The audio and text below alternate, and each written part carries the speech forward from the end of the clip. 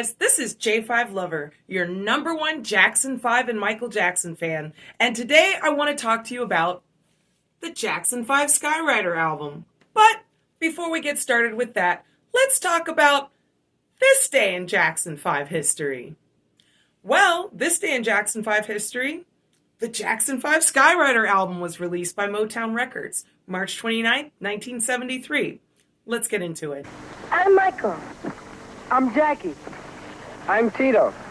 We're the Jackson 5. We just dropped in to say hi to all our friends. And me too, Randy.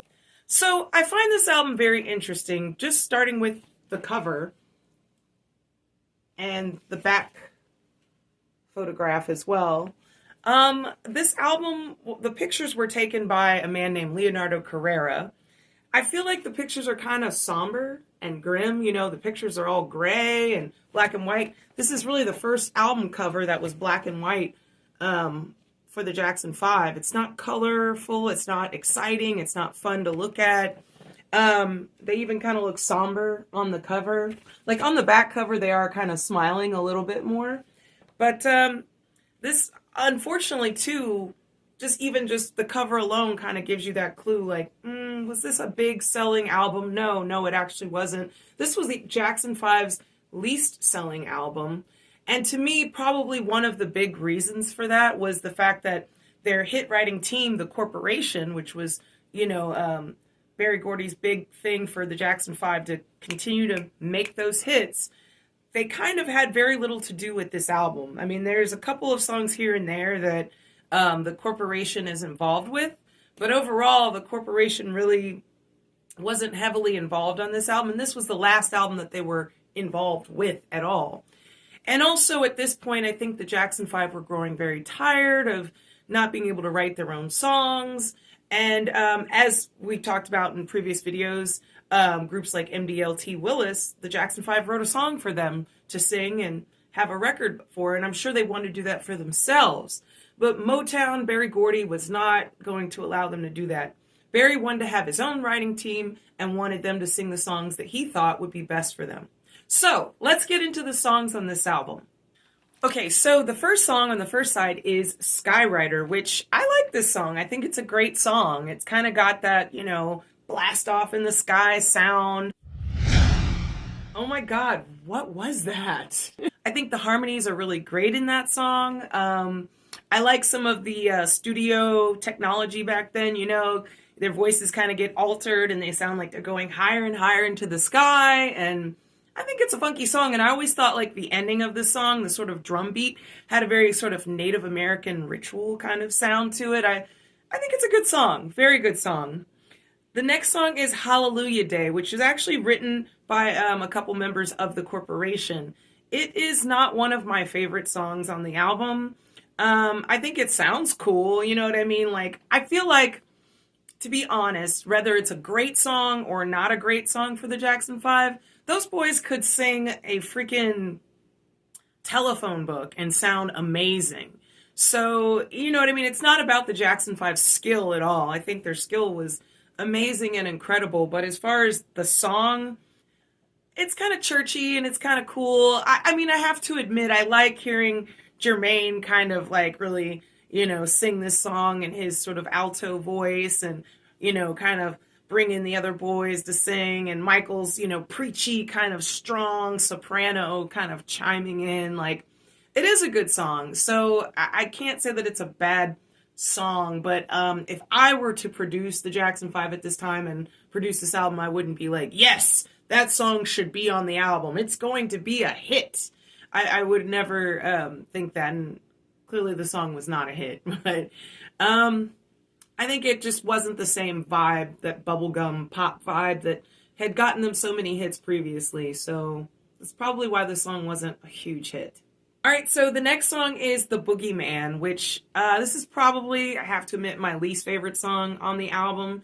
It's funny. It makes me laugh. It's kind of strange, though. Like, actually, when I hear it, too, I think if the Jackson 5 cartoon had, continued on at this point, that would have actually been a great song to put in the cartoon, like a scary moment in the cartoon or something. Like, I can definitely visualize that.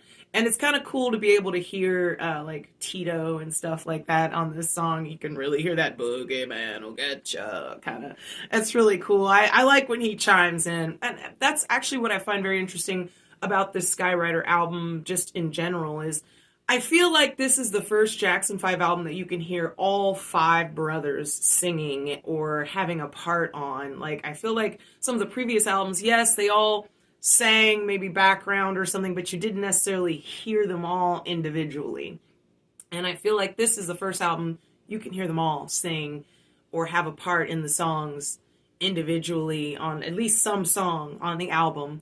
And I think that that's pretty cool. I love that. But yeah, I think The Boogeyman is a fun song. But once again, if I were producing this album, I wouldn't think, ooh, yeah, that needs to be on the Jackson 5 album.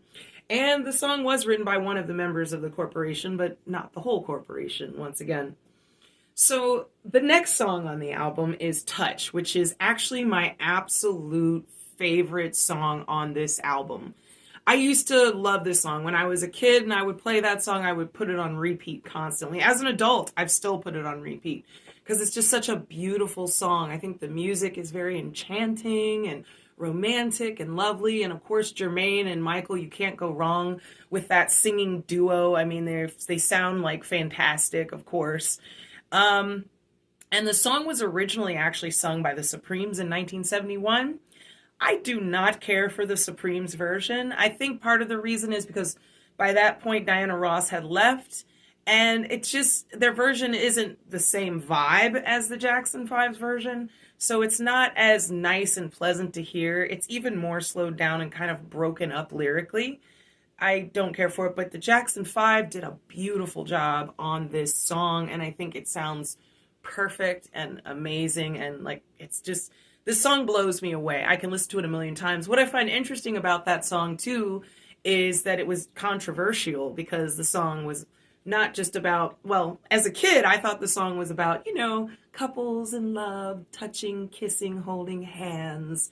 I sort of thought of it as that, but apparently the song is more than about that. It's more of a sexual touch and, a more deeper romantic adult relationship, which got a little bit of controversy, and the song was released as a single.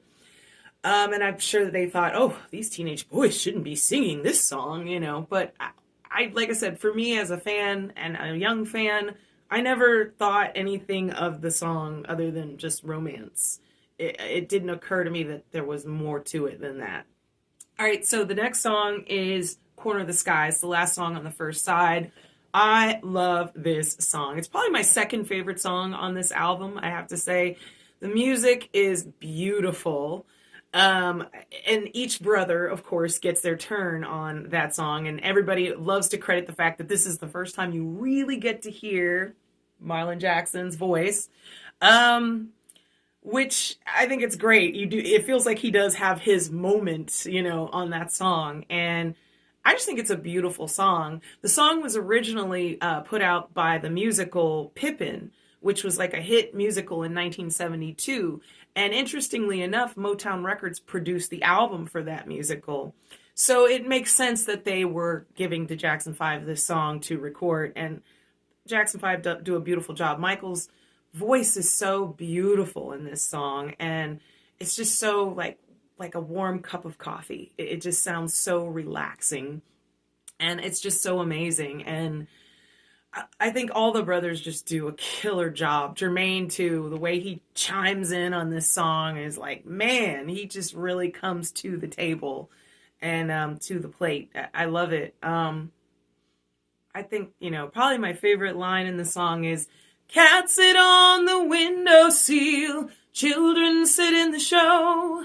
What do I feel? I don't fit in anywhere I go. Such a beautiful song. All right, so side 2 starts with I Can't Quit Your Love, which was originally recorded in 1972 by the Four Tops, which I think they did a great version of that song. It's very similar to the Jackson 5, but I think the Jackson 5's version is a little bit groovier and more upbeat, but Four Tops did a great job on the song as well. It's definitely a good song, and it's definitely one of the songs I like best on this album. Also interesting to note with I Can't Quit Your Love, I love this song. I think Michael does a fantastic job on this song. I kind of like when he sang the song later on, too, during the Jackson 5 variety show when his voice had finally changed and went down a few registers. I like Michael's voice singing it kind of in his more adult voice as well. Next song is Uppermost, which is very interesting. It was written by Clifton Davis, who, previously wrote Never Can Say Goodbye for the Jackson 5. And he also wrote Looking Through the Windows, which were both great smash hits for the Jackson 5. Unfortunately, Uppermost was not a hit, and I can kind of see why. I think the pacing of the song isn't probably the best as far as going through the whole song. Like, I think it's actually really pretty. I think the strings in this song sound really beautiful. I think lyrically it's okay. I just think the pacing of the whole song is kind of, it has moments where it kind of drags. And I think it doesn't, when you hear it, it sounds like a really pretty song that you want to casually listen to while you're just chilling in your chair or whatever. But like, it doesn't sound like a hit song. But Never Can Say Goodbye, I mean, when you hear that song, it's like, bam, like you knew that song was going to be a hit.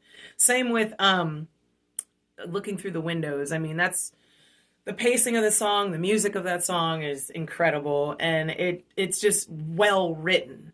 But yeah, unfortunately, the song just didn't make it.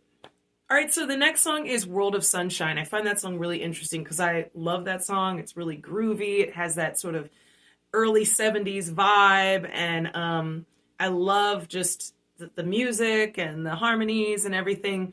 I think the only problem I have with this song is if you listen really closely to the song, you realize all the brothers are not singing on that song. You hear Michael and you hear Jermaine singing on that song, but you don't like hear the other brothers in the background. I feel like the background singers are studio singers from Motown Records, which I read that sometimes that was the case. All the brothers were not at all of the recording sessions. Sometimes it was just Michael. Sometimes it was Michael and Jermaine. Sometimes it was Michael, Jermaine, and Jackie. So all the brothers did not always sing on every track together. But other than that, I actually really love the song. I think it's cool. I mean, the song kind of has that vibe like you could have heard the Partridge Family singing it or the Brady Bunch or somebody. Just that same kind of groovy vibe. Love it. The next song is Ooh, I'd Like to Be With You, which was also written by one of the members of the corporation. I really like that song. I think it's really pretty. It's one of my favorite songs on the album. Jermaine really does his job with his voice. I just love the tone of his voice. That alto, and the alto in his voice kind of deepened a little bit on this record. Same with Michael's soprano. It got a little deeper on this record. Well, also what's interesting to note is this record was recorded in 1972 and 1973. And it was recorded before Michael had his big voice change later on that year in 1973, which we will get into later in another video. Michael went through a lot of changes with his voice in 1973, and the Jackson 5 Live in Japan album is a huge testament to that. But this album, fortunately, was recorded before those voice changes happened, but you can kind of hear like Michael and Jermaine, but mostly Michael's voice changing a lot. And I can actually tell when I sit and listen to some of the songs on this album, which ones were recorded in 1972 and which ones were recorded in 73, because in 72, he still had more of the higher soprano voice. And in 73, his soprano kind of went down a little bit, and you can kind of tell his voice is about to go through a change. It almost sounded like he had a cold or something, like the way he sang sometimes in some of the songs, the nasaliness, like you could just tell there was a change about to happen, but his voice was still pretty high in early 1973. But I love Jermaine's voice, and same with like in the song Touch. I think Jermaine's voice is just so smooth and just so relaxing and just so like a breath of fresh air. The last song on the album is You Made Me What I Am, which I love that song. I think it's a great song. Now, the whole corporation actually wrote that song. I think it's one of the better songs on the album. It sounds like a true standard Jackson 5 song. And I think it's very upbeat and interesting. What I find interesting about that song, though, is it kind of sounds similar to I Can't Quit Your Love. They kind of have some similar beats and pacing. But I think You Made Me What I Am sounds a little bit cooler, groovier, and a little bit more, even more updated, like in the 70s, than I Can't Quit Your Love. It's a little bit more broad, I think. All right, so I'm going to list the songs from my favorites, my kind of in the middle songs, and my least favorite songs. So my 3 top favorite songs on this album would have to be Touch, Corner of the Sky, and You Made Me What I Am. Oh yeah, and Ooh, I'd Like to Be With You. So top 4 favorite songs. My songs that I kind of like in the middle would have to be Skywriter, World of Sunshine, and Uppermost, and I Can't Quit Your Love. And probably my least favorite songs would have to be Hallelujah Day and The Boogeyman. Also, I want to thank you guys so much for getting me to 1K. That is so amazing. And also for all of the attention that you gave my last video. I really appreciate you guys so much for tuning into the channel and being dedicated, and also following me on other platforms like Instagram. I will be doing a Jackson 5 giveaway. I will put more information about that in my community section here on my YouTube page. Thank you guys so much for watching today. If you liked today's video, please like and subscribe, and don't forget to hit that bell icon so that you know when I put out new videos. Also, you can follow me here on Instagram. Thank you guys so much for watching today, and stay tuned for more Jackson 5, Michael Jackson, Jackson family content from back in the day, and I'll see you guys next time. Bye.